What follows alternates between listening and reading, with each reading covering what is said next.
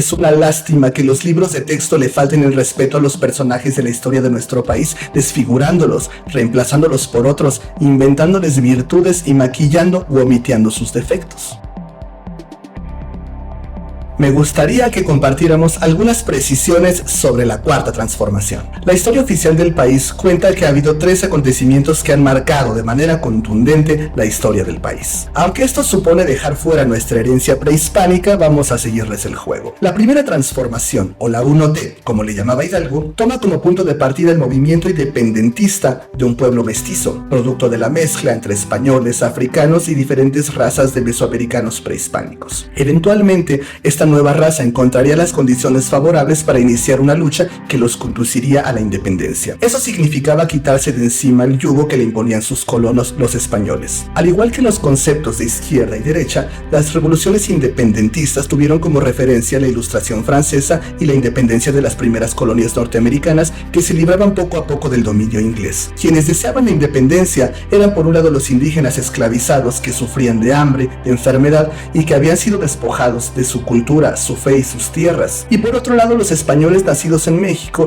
que podían haber tenido una sensación de orfandad al no tener una patria a la cual llamar suya. Algunos burócratas y algunos sacerdotes rebeldes tomaron la iniciativa para la subversión y marcaron el inicio de la lucha con campanadas en una capilla de Dolores Hidalgo, que, aunque los libros de texto afirman que fue la noche del 15 de septiembre, hay muchas dudas sobre la veracidad de esta fecha. Es una lástima que los libros de texto le falten el respeto a los personajes de la historia de nuestro país, desfigurándolos, reemplazándolos por otros, inventándoles virtudes y maquillando u omitiendo sus defectos. La 1T concluye en 1824 con la promulgación de la primera Constitución de los Estados Unidos Mexicas. Sería ingenuo de nuestra parte pensar que los primeros años de un país son fáciles, y entre las dificultades que representaba la repartición del motín, que era la independencia, y entre múltiples asesinatos de presidentes y conflictos armados que se extendieron desde antes de consumada la independencia hasta varias décadas después de ella, y en la que únicamente luchaban los nuevos mexicanos conservadores contra los nuevos mexicanos liberales,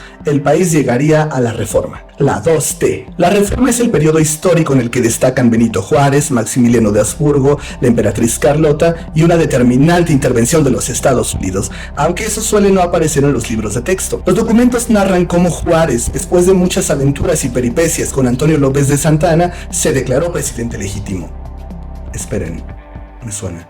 Y desde Veracruz impuso reformas que debilitarían a los conservadores, es decir, a los miembros del clero y a toda su pandilla de vividores. Con algunas, vamos a llamarle estrategias políticas, Juárez logró hacerse varias veces de la silla presidencial y permitió que el país resistiera la sacudida mundial que en ese momento acontecía. Era una situación complicada y un trabajo duro, pero alguien tenía que hacerlo. Y este hombre lo hizo. De acuerdo con los libros de historia, en los que no debemos de confiar mucho, Maximiliano, que era sobrino de Napoleón III, gobernante de Francia, llega a gobernar el país por invitación de los conservadores ante las dificultades que teníamos los mexicanos para ponernos de acuerdo sobre la forma de gobierno que debía implementarse en el país. Quizá todo era parte del plan de algún país europeo para hacerse con las reservas de petróleo de México, lo que llevó a Estados Unidos, en colaboración con los ejércitos de Zaragoza y de Porfirio Díaz, a echar a los europeos fuera del país.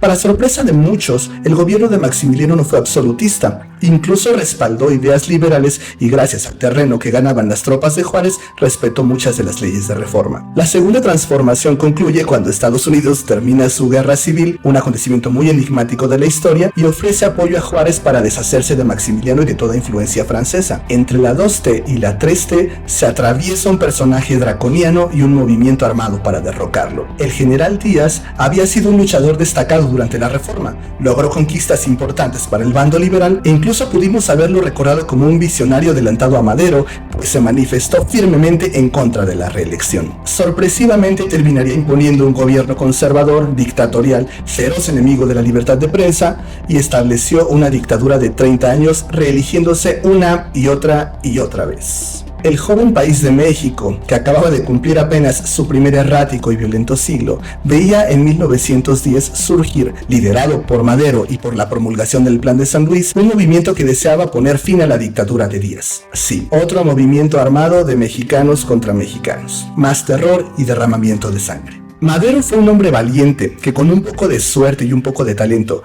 con la fortuna de estar en el lugar y en el momento adecuado, fue una de las fichas del efecto dominó que concluyó con la renuncia de Porfirio Díaz y en lo que prometía ser la restitución de la democracia en México. Las enemistades entre Inglaterra, que había estado coqueteando con Díaz, y Estados Unidos, que defendía su lema América para los americanos, llevaron al vecino del norte a financiar al team revolucionista. Esto a través de Sherburne Hopkins, abogado de los Rockefeller, cuya tarea era impedir que México fuera invadido por Inglaterra para que Estados Unidos pudiera más adelante apoderarse de las reservas petroleras de México. Lo que no fue muy difícil porque nuestro país no había invertido ni invertiría en tecnología de extracción y procesamiento del crudo. De esta forma, la Revolución Mexicana se logró gracias al financiamiento y al apoyo de los Estados Unidos. Otra cosa que también se les pasó a los libros de texto. El fruto de la 3T es la Constitución de 1917, que con todos sus parches y las constantes violaciones que recibe, nos rige actualmente. Antes de hablar de la 4T, es necesario que la pongamos en contexto. Un poco después de la tercera transformación, México fue secuestrado por un partido político, fue esclavizado, traicionado, sometido y continuó siendo saqueado y prostituido. Pobre país rico.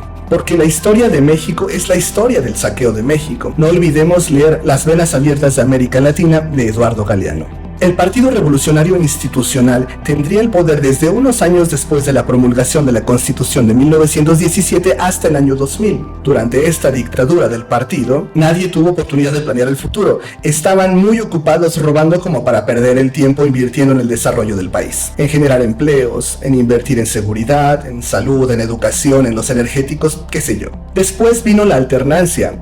Spoiler: no salió nada bien. Fox y Calderón desperdiciaron una oportunidad invaluable para la maduración de nuestra democracia y en general para el desarrollo del país. A poco más de un siglo de la revolución y a poco más de 2 siglos de su bautizo, México continúa teniendo una democracia con muchas carencias y defectos. Aquí es donde aparece la 4T, un proyecto político encabezado por Andrés Manuel López Obrador. La cuarta transformación supone que hay un personaje o un equipo de gobierno que asegura caber en los zapatos de Hidalgo, de Morelos, de Doña Josefa, de Leona Vicario, de Juárez, de los hermanos Cerdán, de los Flores Magón, de Madero, de mi general Zapata y de los constituyentes. Solo deseo puntualizar que los cambios no se generan entrando a la fuerza en la historia. No se puede cosechar lo que no se siembra. Entre tanto, si hay algo que agradecerle a esta iniciativa, y es que logró sacar de una vez por todas lo peor de los peores. ¿Cómo?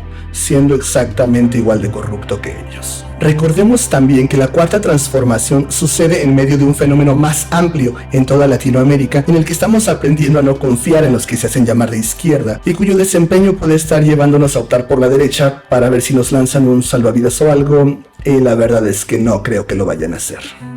Creo firmemente que la próxima transformación del país no está en las manos de un partido político y mucho menos en las manos de un hombre. Cada uno de nosotros es una célula de este organismo maravilloso que es México. Cada uno puede contribuir a un cambio radical con pequeñas acciones y asumiendo pequeñas responsabilidades, como tratarnos con empatía, respeto y solidaridad. Evitar caer en actos de corrupción, levantar la voz ante las injusticias, hacer valer nuestros derechos a través de los medios que sean necesarios, involucrarnos en la democracia y seguir siendo excelentes en lo que hacemos, porque en México lo que sobra es fuerza de trabajo, talento y corazón.